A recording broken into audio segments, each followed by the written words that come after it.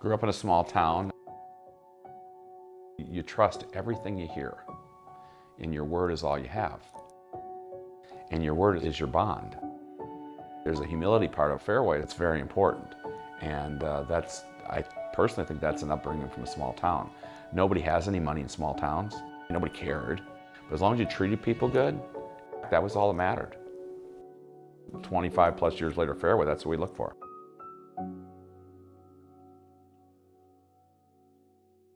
High school picture, I know, it's hard to imagine. I get that. High school athlete. Hardyville is a town only about 25 miles north of Madison. Jacobson hits again. Boy, I'll tell you, that guy is so impressive, so impressive. I played basketball in college at the University of Wisconsin. It's an embarrassing part of my life. I mean, you can Google it, 13 points my whole college basketball career. I played for a college coach, and I just watched how people were treated and how talent was treated and how it didn't perform if it wasn't encouraged. You know, if you believe in your teammates, they can do amazing things. If you pound on your teammates and beat them up, you can take talent and squash it. And hopefully some of the attributes of Fairway are taken positive from that experience in college. Couldn't wait to get out of Wisconsin after college. It's like, what am I gonna do? A friend of mine was in the mortgage business, and long story short, I was at a place 12 and a half years, and some stuff changed, so I left and went to another place for a brief minute, and everything I was told wasn't true. So the backdrop of Fairway is, let's start something that people can trust what they hear and have that word, because at the end of the day, what do you have other than your word?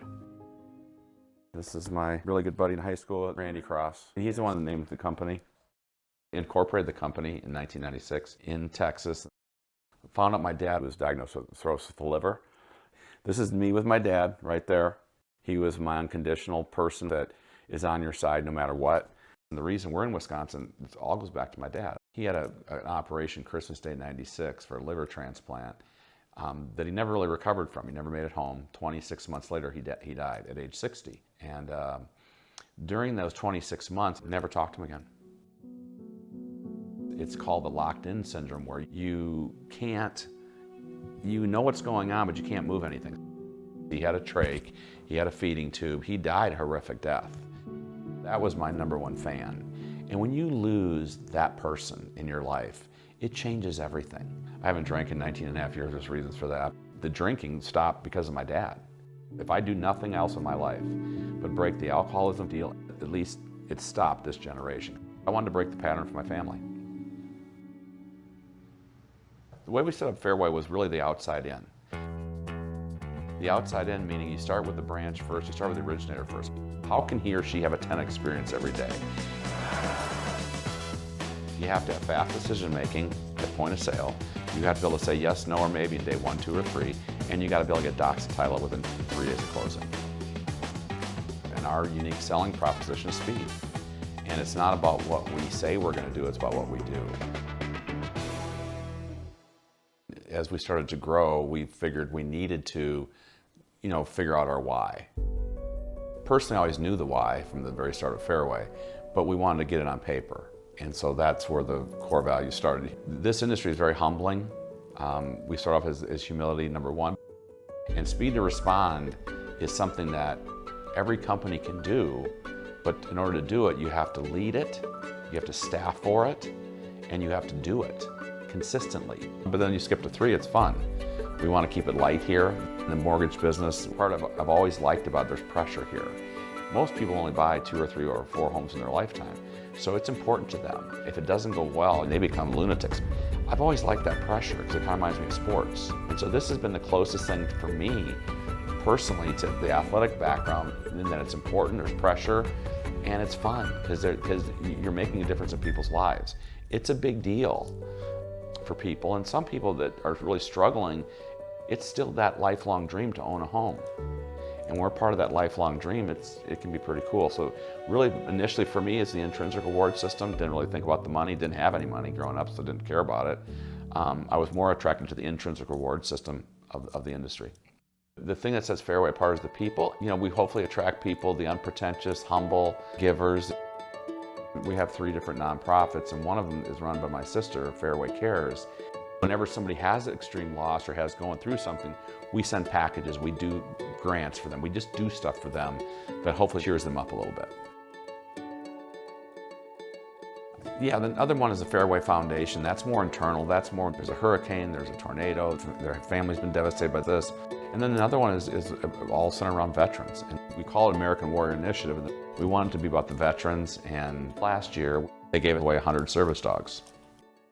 In 2020, we had the chance to take Fairway public, and we were told our valuation could have been in the 4 to 6 billion range. And when you're a small town kid from a little town and you own 55% of a place, you know, it can be interesting to take a look at that. But then the further we went, we looked at some of the things we would have to take away. And when we learned what we'd have to take away, it was an immediate decision to say no. We started a coaching company 5 years ago. We got 1,600 people being coached internally. We help Fairway Ignite financially each year, and that coaching company is a big part of driving some successes we're having today. We wouldn't be able to do that. We do annuities for people when they get to a retirement point that costs us X. We wouldn't be able to do that. One of the things we did that we wouldn't be able to do if we were a public company is in 2020, March, when the pandemic first hit, we made the decision to buy cardiovascular equipment for people that had been at Fairway over a year.